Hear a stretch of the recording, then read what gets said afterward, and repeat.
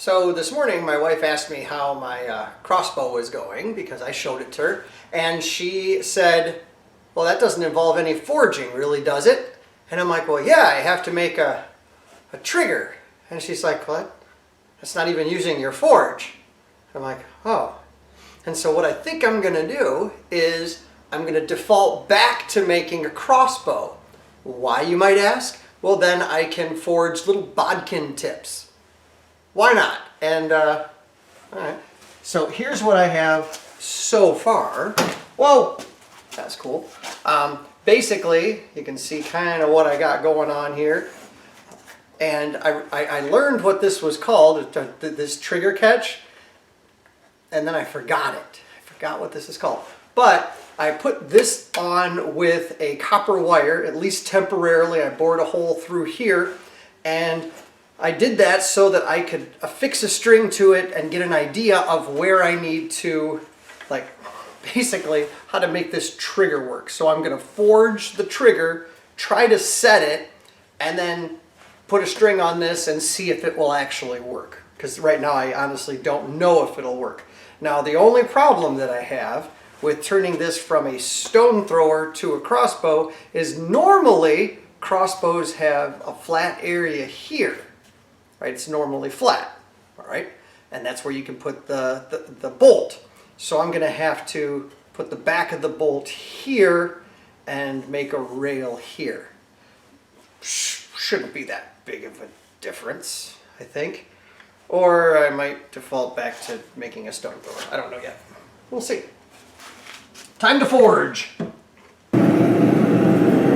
So what I'm doing right now is I am heating up the rod that I'm going to use for the trigger mechanism. I honestly have no clue really what I'm doing when it comes to forging because I just started doing this. And but I have an apron. I don't know how well you can see it. And gloves.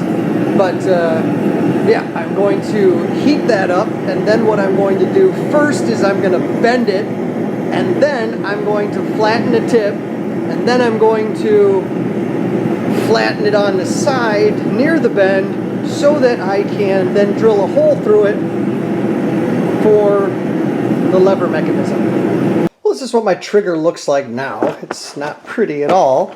I'm going to, don't touch it, I'm going to drill a hole there, and then I'm going to cut that to size. I left it long because I don't know how long I need that, and that's what's going to press up against the string holder thingy. All right, so I just have to let that cool down and then drill a hole there. All right, so I have successfully drilled a hole in here. What's going to happen next is I have to kind of measure, this goes in there, and I have to figure out exactly where I have to drill on either side of here in order to make my trigger mechanism. So that's what I'll be working on next. Okay, I'm learning a whole bunch about what not to do next time, but it looks like, watch this, and it engages here, so I'm going to test it. All right, this is engaged. It's attached to the trigger. It's not attached to the string because I'm going to have to manipulate this piece right here, but let's see if it spins. It does. And so when I fix, oh wow, it's engaged again. When I fix this and just I have to fix where the notch is, I think it will actually work. That would be cool. All right, friends, before I go any further and invest any more time in this build, I want to make sure that it actually works. And to me, it looks a little bit flimsy. I haven't finished it at all. I did make these little quarrels. They used to be like little flag holders, little flag poles, and then I put duct tape on them. I made them orange because it's snowing outside, and if they do happen to go forward, I want to be able to find them. I have not tested it yet, and every time I pull this back, I'm afraid that it's going to snap here. I just am, with good reason. But it seems like it might work. My worry is that once I get this here, that the string is never going to engage. Like it won't grab it and the string will go over it.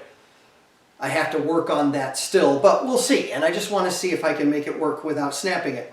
But I figured I would pull it back on camera, because if it snaps, at least we'll see it for a moment almost working. See, I get it right here and I'm like, oh my God. Probably should have made the draw length less.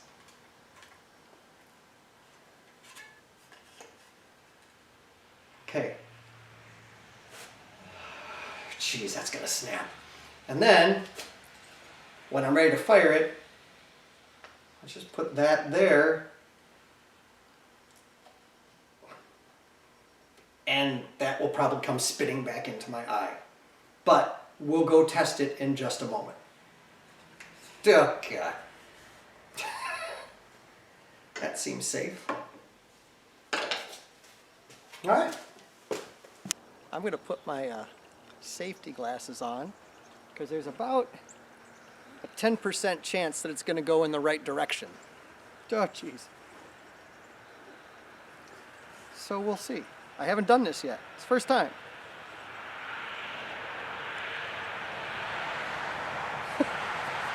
Let's just hope it goes that way. We'll see.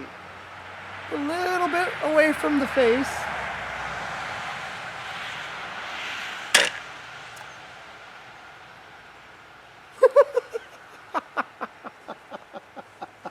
Well, my fear was warranted, because the string went over the coral. I'm going to go fix that. So what I did is I made a much larger knock in my test coral out of duct tape, because duct tape fixes everything. Because normally what you'd have right here is a groove so that this kind of sits there. But because this is so small, I was afraid to make a groove because I thought it might take away the strength. So we'll see. Ah, neighbor's going by, wondering what I'm doing. All right, let's see if this works.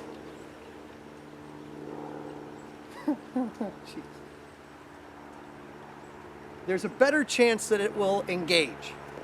Not a 100% chance it'll engage, but a better chance.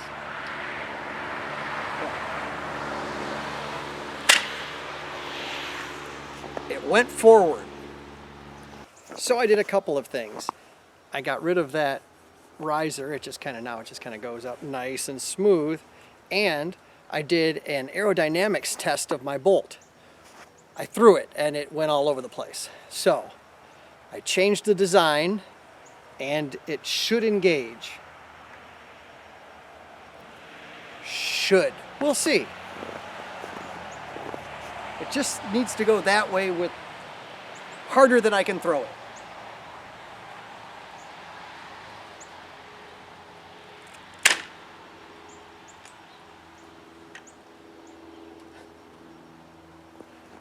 Okay, it wasn't accurate. I mean, it went the right direction, it just went high because there's an angle here. If I get rid of that angle and put a metal bodkin point, that's gonna be like deadly. This might actually work. Yes. That went far. Farther than I could throw it.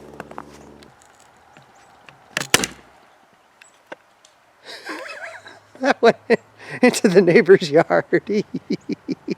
I'm gonna go find that.